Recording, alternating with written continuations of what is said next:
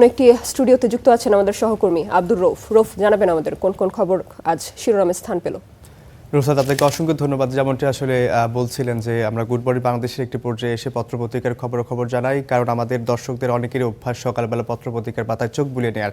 আর সেই সুবাদে এখন আমি আজকের বাংলাদেশের যত শীর্ষ পঠিত পত্রপত্রিকার মূল হেডলাইনগুলো জানাবো। শুরুতে একটু যেতে চাই সমকালে দেখতে চাই যে প্রথমে তারা কি শিরোনাম করেছে। যদিও আজকে প্রত্যেকটি পত্রিকারই মূল যে বিষয়টি হচ্ছে বর্ষিয়ার নেতা তোফায়েল আহমেদ উনি মারা গেছেন। উনি নিষিদ্ধ যে রাজনৈতিক যে দল আছে আওয়ামী লীগের একজন তিনি উপদেষ্টা পরিষদের একজন সদস্য ছিলেন এবং সেই সাথে তিনি ঢাকা বিশ্ববিদ্যালয়ের সাবেক ভিসিও ছিলেন। তার মৃত্যুতে আসলে রাজনৈতিক অঙ্গনে শোকের ছায়ায় নেমে এসেছে। আজ মঙ্গলবার তার দ্বিতীয় জানাজা অনুষ্ঠিত হবে এবং তারপরে তাকে দাফনের কাজ সম্পন্ন করা হবে। এটি আসলে খুবই দুঃখজনক একটি বিষয়। বর্ষিয়ান একজন রাজনীতিক, তিনি আসলে রাজনৈতিক অঙ্গন থেকে তিনি চলে গেলেন। এটি রাজনৈতিক অঙ্গনের জন্য একটি দুঃখজনক ব্যাপার। সেই সাথে একটু দেখতে চাই যে তারা সমকাল আর কি শিরোনাম করেছে। মন্ত্রীর পদত্যাগ সরকারের অস্বস্তি, অর্থাৎ এটি পার্বত্য চট্টগ্রাম বিষয়ক মন্ত্রণালয় থেকে যিনি করেছে একজন মন্ত্রী, উনি পদত্যাগ করেছেন। বিষয়টি উনি ধরিয়েছেন যে বিষয়টি আসলে সেটি হচ্ছে উনি অসুস্থতাজনিত কারণে তিনি তার যে রাজনৈতিক অঙ্গনের যে কাজ সেগুলো তিনি ঠিকভাবে করতে পারছিলেন না, যার কারণে তিনি পদত্যাগ করেছেন। কিন্তু তারপরেও যে সূত্রগুলো সরকার পক্ষ থেকে যে সূত্র এবং স্থানীয় সূত্রে যেমনটি আসলে জানা গেছে যে তার সঙ্গে তার রাজনৈতিক অঙ্গনের যে নেতাকর্মী আছে তাদের সাথে বিবাদ ছিল এবং যার কারণে যে এই সংস্কারমূলক যে কাজকর্ম ছিল সেখানে কিছুটা ব্যাঘাত ঘটছিল। এই কারণে আসলে তিনি পদত্যাগ করতে চাচ্ছেন এবং সেটি যদিও একটু অস্বস্তিদায়ক ছিল, তারপরেও তার পদত্যাগপত্রটি জমা দেওয়ার পরে সেই পদত্যাগপত্রটি আসলে গ্রহণ করা হয়েছে। সেই সাথে একটু দেখতে চাই যে আর কি শিরোনাম করা হয়েছে। পল্লবীর শিশু ধর্ষণ ও হত্যার বিচার শুরু, অর্থাৎ এটি রামিসা হত্যাকাণ্ড নিয়ে একটি শিরোনাম করেছে। গতকালকে রামিসা হত্যা মামলার যে শুনানি, আসলে হত্যা মামলার যে রায়, এটি গতকালকে থেকে আর কি কার্যক্রম শুরু হয়েছে, বিচার কার্যক্রম শুরু হয়েছে। যদিও হচ্ছে রামিসা হত্যাকাণ্ডের মূল যে আসামি তিনি কিন্তু অস্বীকৃতি জানিয়েছেন যে তিনি হত্যা এবং ধর্ষণ করেননি এবং সেই সাথে তার যে স্ত্রী তাকেও তিনি নির্দোষ বলে এমনটি বলেছেন এবং তিনি ডলার নামে একজনকে আসলে অভিযুক্ত করেছেন যে তিনি আসলে তাকে নেশাদ্রব্য জাতীয় কিছু খাওয়ানোর পরে এই রামিসাকে হত্যা এবং ধর্ষণ করেছে।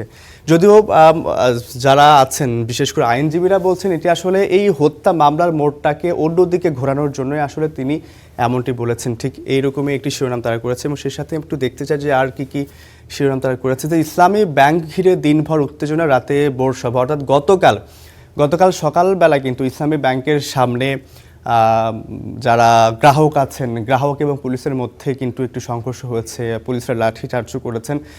বিশেষ করে যে বিষয়টি নিয়ে আসলে এই সংঘর্ষ হয়েছে এবং যে বিষয়টি নিয়ে ইসলামী ব্যাংকের সামনে গ্রাহকরা দাঁড়িয়েছিলেন সেই বিষয়টি হচ্ছে নতুন যে চেয়ারম্যান আছে তার পদত্যাগ এবং তাকে বরখাস্ত করার দাবিতেই তারা এই আন্দোলনটি করেছিলেন এবং এটিকে করার জন্য এবং সেই সাথে বিগত যে এমডি ছিলেন তাকে এই জায়গায় আবার পুনর্বহাল করার জন্য তারা এই আন্দোলন করেছেন এবং সেই সাথে যেহেতু পুলিশ লাঠিচার্জ করেছে এটিকে আসলে খুবই খারাপভাবেই তারা বিবেচনা করছেন। সেই সাথে আরেকটি বিষয় দেখতে চাইতে ইরান যুক্তরাষ্ট্র শান্তি আলোচনা স্থগিত, অর্থাৎ বিগত কয়েক মাস ধরে আসলে ইরান মধ্যপ্রাচ্যের যে যুদ্ধ চলছিল সেখানে কিন্তু হরমুজ প্রণালী একটি মূল ইস্যু।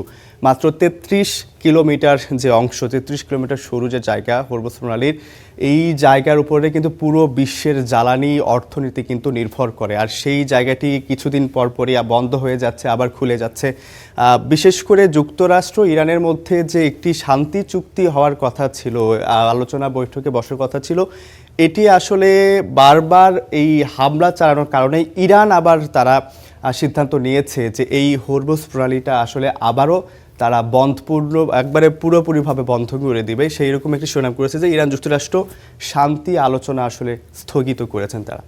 সেই সাথে আমরা আরেকটি বিষয় একটু দেখতে চাই, ডেঙ্গুর জন্য উপজেলা হাসপাতালে আলাদা কর্নার হচ্ছে, অর্থাৎ ডেঙ্গুর প্রকোপ কিন্তু বেড়েই চলেছে। ডেঙ্গুতে আক্রান্ত হচ্ছেন শিশুরা, সেই সাথে হামেও কিন্তু অনেক শিশু মারা যাচ্ছে। বিগত কয়েক মাস ধরে হামে আক্রান্ত হয়ে অনেক শিশু মারা গেছে, এবং সেই সাথে এই যে ডেঙ্গুর যে প্রকোপটা আছে, ডেঙ্গু কিন্তু স্থানীয় থেকে শুরু করে সিটি কর্পোরেশন এরিয়াতেও এই ডেঙ্গুর প্রকোপ কিন্তু বেড়েই চলেছে। আর এই ডেঙ্গুর প্রকোপটি কমানোর জন্যই যেমনটি আসলে সরকার সিদ্ধান্ত নিয়েছে যে ডেঙ্গুর জন্য উপজেলা হাসপাতালে আলাদা কর্নার করা হবে।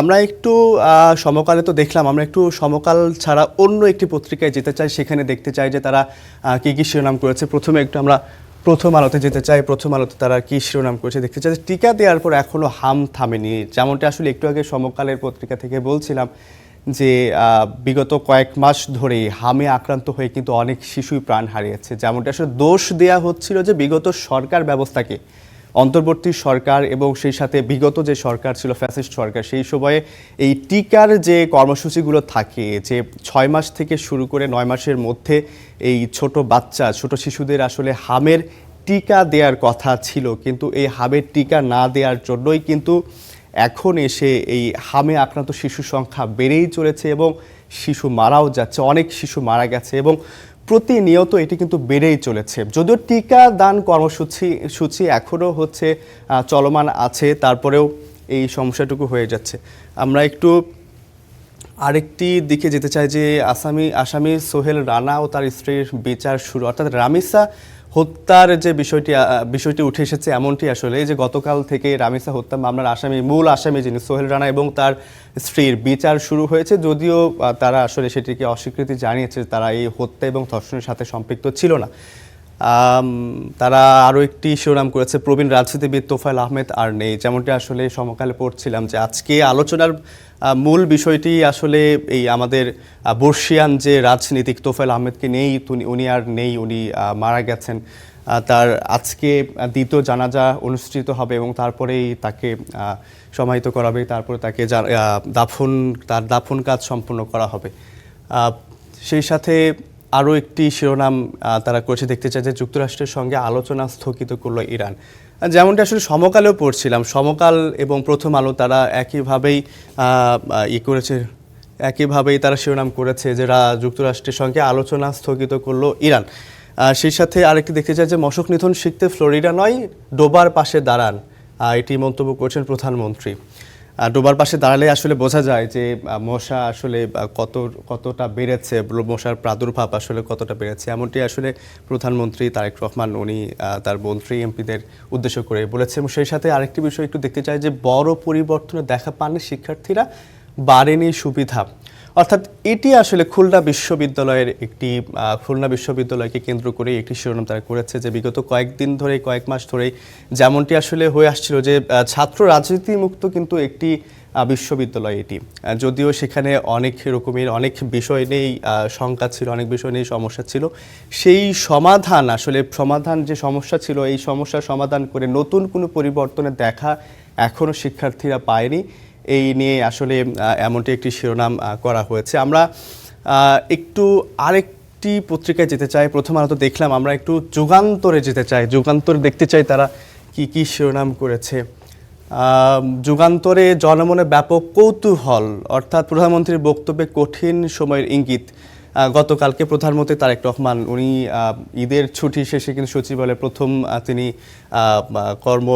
কর্ম ব্যস্ততা শুরু করেছেন এবং সেখানে যেমনটি আসলে বলেছিলেন যে এই বিএনপি সরকার ক্ষমতায় আসার পর থেকেই কিন্তু অনেক সংস্কারমূলক কার্যক্রমের উদ্যোগ নেওয়া হয়েছে, অনেক কিছু কিন্তু ইতোমধ্যেই শুরু হয়ে গিয়েছে। সেই সাথে যেমন পদ্মা ব্যারেজ থেকে শুরু করে এই ফ্যামিলি কার্ড, কৃষক কার্ড এবং আরও কিছু উন্নয়নমূলক কিছু কাজ সরকার করেছেন, যেমন ঢাকার আশপাশ, ঢাকাসহ বেশ কিছু জায়গায়, বিশেষ করে ঢাকার মধ্যে 8টি জায়গায় যে এআই ক্যামেরা লাগানো হয়েছে, এর মাধ্যমেও কিন্তু যে ভোগান্তি ছিল, বিভিন্ন পয়েন্টে বিভিন্ন জায়গায় যে জনভোগান্তি ছিল, বিভিন্ন যানজট ছিল, সিগন্যাল অমান্য করার যে প্রকোপ ছিল, এটি কিন্তু অনেকটাই কমে গিয়েছে। রাত 2টা-3টা হলেও দেখা যায় যে সেখানে ট্রাফিক পুলিশ না থাকলেও কিন্তু ট্রাফিক আইন মেনেই কিন্তু চালকরা আসলে ট্রাফিক আইন মেনেই চলছে এই এআই ক্যামেরার জন্য। তো এমনটি আসলে সরকার প্রধান বলেছেন যে জনমনে ব্যাপক কৌতূহল প্রধানমন্ত্রীর বক্তব্যে, বিশেষ করে উনি বলেছিলেন যে এই এই সরকার পরিচালনা আসলে এতটাও সহজ হবে না, বিগত আগামী সময়ে আরও বড় বড় সহিংসতা আসতে চলছে।